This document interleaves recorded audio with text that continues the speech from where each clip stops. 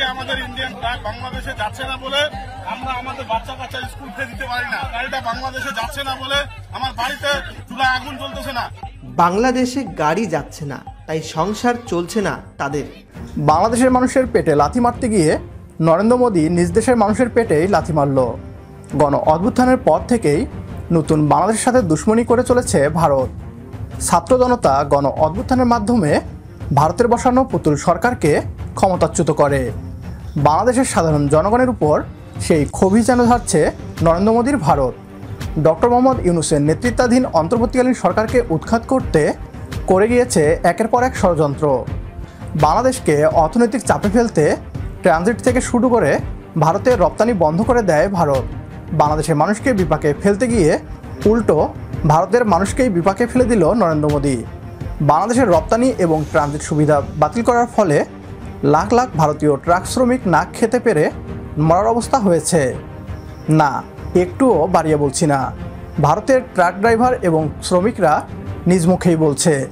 কি বলছে তারা, আসুন তা দেখি। আজকে আমাদের ইন্ডিয়ান ফ্ল্যাগ বাংলাদেশে যাচ্ছে না বলে আমরা আমাদের বাচ্চা কাচ্চা স্কুল ফিরে দিতে পারি না। গাড়িটা বাংলাদেশে যাচ্ছে না বলে আমার বাড়িতে চুলায় আগুন জ্বলতেছে না।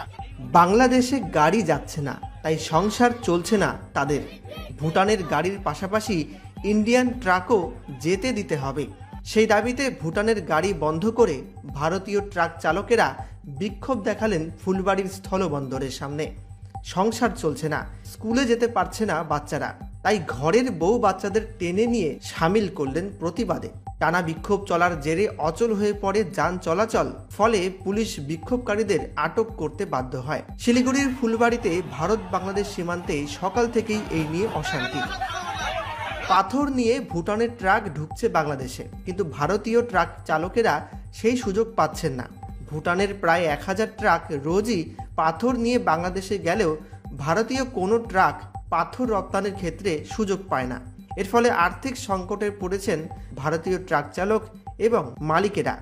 বিগত 7 দিন যাবৎ ভারতীয় ট্রাক চালকেরা ফুলবাড়ি সীমান্তে এই নিয়ে অবস্থান বিক্ষোভ করছেন। 7 দিন আগে ভুটানের ট্রাক আটকে দিলে পুলিশ এসে তাদের হটিয়ে দিয়েছিল। এরপর শিলিগুড়ির মেয়রের সঙ্গে দীর্ঘক্ষণ বৈঠকের পর ট্রাক চালকেরা তখন অবরোধ তুলে নিয়েছিল। সেই সময় মেয়র গৌতম দেব আশ্বাস দিয়েছিলেন যাতে ভারতীয় ট্রাক চালক এবং মালিকেরাও রপ্তানির ক্ষেত্রে সমান সুযোগ পায়। কিন্তু 7 দিন কেটে গেলেও সেই কথা মতো কোনো কাজ হয়নি দেখে ফের বিক্ষোভে সামিল হলেন ভারতীয় ট্রাক চালকেরা। এদিন এই ঘটনায় ব্যাপক উত্তেজনা ছড়ায় ফুলবাড়ি ভারত বাংলাদেশ সীমান্তে। খবর পেয়ে সেখানে যায় নিউ জলপাইগুড়ি থানার পুলিশ। বিক্ষোভকারীদের সরিয়ে দিতে গেলে তাদের পরিবারের সদস্যদের সঙ্গে বচসা বেঁধে যায়। এরপর পুলিশ বেশ কয়েকজনকে আটক করে গাড়িতে তোলে। আজকে এই বাচ্চাগুলো দেখতে পাচ্ছেন, এটা আমার ছেলে। দুঃখের কথা বলতে, এই ছেলেটা আমি 6 মাস ধরে স্কুল ফি দিতে পারি না। আমার ছেলেটা যে স্কুলে পড়ে ওই স্কুল লেট ফি হচ্ছে ডেলি 20 টাকা করে লেট ফাইন। দুঃখের বিষয়, গাড়িটা বাংলাদেশে যাচ্ছে না বলে আমার বাড়িতে চুলায় আগুন জ্বলতেছে না। আমার বাচ্চারা স্কুল ফি দিতে পারি না। আর বারবার করে পুলিশ এখানে আমাদেরকে বারবার করে ধমকি দিচ্ছে। আমরা যতক্ষণ পর্যন্ত আমাদের এখানে ভুটান গাড়ি 50টা হবে না, স্লট বুকিং 50টা হবে না, ততক্ষণ আমরা গাড়ি ছাড়বো না। বাচ্চাগুলোকে দেখতে পাচ্ছেন, এই বাচ্চাগুলো প্রত্যেকটা ট্রাক মালিকের বাচ্চা কাচ্চা। আজকে আমাদের বাচ্চা কাচ্চাগুলো এই প্রত্যেকটা ট্রাকের উপরে নির্ভরশীল। বউ বাচ্চা থেকে শুরু করে বাচ্চার স্কুল ফি, আমাদের বন্ধন লোন থেকে শুরু করে সবকিছু আমাদের ট্রাকের উপরে নির্ভরশীল। তাই আমরা আমাদের বাচ্চাগুলোকে নিয়ে আসি যাতে আমাদের ইন্ডিয়ান ট্রাকটা বাংলাদেশে যায়, আমরা কিছু পয়সা রোজগার করে আমাদের বাচ্চা কাচ্চাকে স্কুলে পড়াতে পারি এবং আমাদের সংসারটা চালাতে পারি। তাই আমরা আমাদের বাচ্চা কাচ্চাগুলোকে রাস্তায় নিয়ে আসি। উপায় নেই। আজকে আমার ছেলেটা স্কুলে গেলে আগে বলে তোমার স্কুলের স্কুল ফিটা দাও। নরেন্দ্র মোদী ভেবেছিল ভারতে বাংলাদেশের রপ্তানি আর ট্রানজিট সুবিধা বাতিল করে দিলেই বাংলাদেশের অর্থনীতি ধসে পড়বে।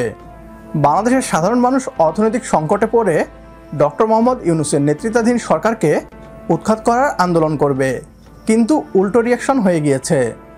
বাংলাদেশের ট্রানজিট আর রপ্তানি বন্ধ করে দেওয়ার পরে এখন ভারতের সাধারণ মানুষ নরেন্দ্র মোদীর বিরুদ্ধে আন্দোলনে নেমে গিয়েছে। নতুন বাংলাদেশকে শিক্ষা দিতে গিয়ে উল্টো নিজের পায়ে কুড়াল বসিয়ে দিল নরেন্দ্র মোদী। পশ্চিমবাংলা দাদাদের বলতে চাই, আমরা ভারতের উপর নির্ভরশীল না, বরং ভারত আমাদের উপর নির্ভরশীল। আমাদের সাথে একমত হলে কমেন্ট বক্সে ইয়েস লিখে জানিয়ে দিন আমাদের। সেই সাথে ভিডিও শেয়ার করে দেখার সুযোগ করে দিন আপনার বন্ধুদের।